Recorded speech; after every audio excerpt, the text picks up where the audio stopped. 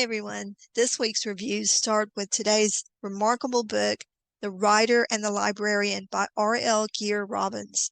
Here is the book. I must say, to delve into the mind of author R.L. Geer-Robbins is to immerse yourself in a bookish dream. Without a doubt, from the opening lines of the prologue, a reader spirals into a fantastical world of make-believe, sprinkled with a slight seasoning of historical references throughout. This book definitely leans more towards the fantasy side of storytelling rather than historical. With that being said, the inclusion of characters from Le Morte d'Arthur by Tennyson and some of the legendary mythological creatures of old, vampires, werewolves, shapeshifters, witches, this narrative proved to be quite intriguing. The author's main character, Chloe Peartree, is a writer and a blogger herself who lives, eats, and breathes her writing life. At the outset of the story, when she receives a mysterious invitation from a secret club known as the Raven Society, requesting her presence, she indulges her curiosity and accepts. The moment she enters the location of the meeting, she is overwhelmed by the pure, inundating literary experience, exuding not only from the rooms but from the members themselves. She is electrified and magnetized to one particular member, a handsome, brooding man named Lucas, who chose the name Eidolon as his society persona. After lengthy introductions where everyone tells their own story, it is revealed to Chloe the real reason for her inclusion into the society, and all of the members start revealing their true identities.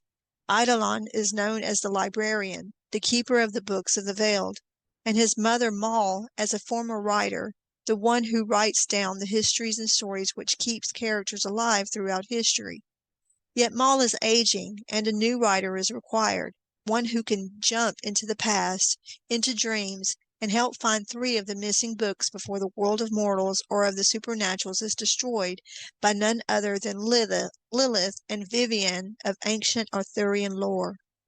Chloe deems herself rather ordinary, a writer of average writing ability, yet she begins to understand that her part in this tale is more than she ever expected.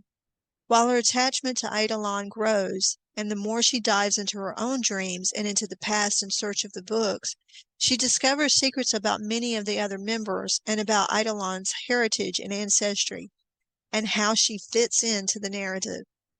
For the most part, the storyline is a curiouser and curiouser tale, one which makes the reader turn the pages to the end, but it is also one which begs for a bit more background about the main character. A thread of uncertainty runs throughout the story, one which hints at something secretive about Chloe, perhaps about her past or some loss or a tragedy, yet her story or her voice just misses fully engaging a reader, never fully explaining the significance of the smell of white heather or her own ancestry as the daughter of, well, I'm not going to give any spoilers. It is quite obvious of the author's desire to turn this into a hero's journey, much like Lord of the Rings. Yet the world building never reaches that grandiose goal. However, there are more moments of promising prose and scene settings which will delight readers, especially readers who are writers themselves.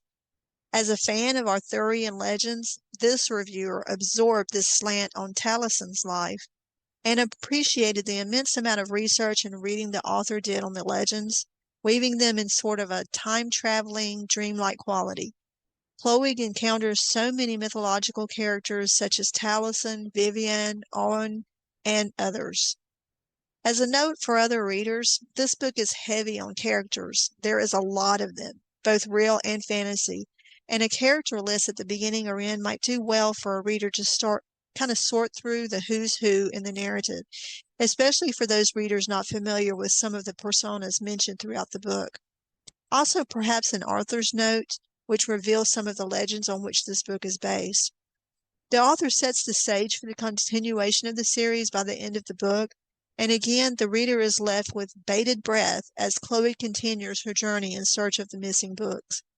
For readers who enjoy falling down rabbit holes, this is a headfirst plunge and one which will pull a reader onward into the successive books to come. The Writer and the Librarian by R.L. Geer-Robbins receives 4 stars from the Historical Fiction Company, and you can learn more by clicking on the link in the description.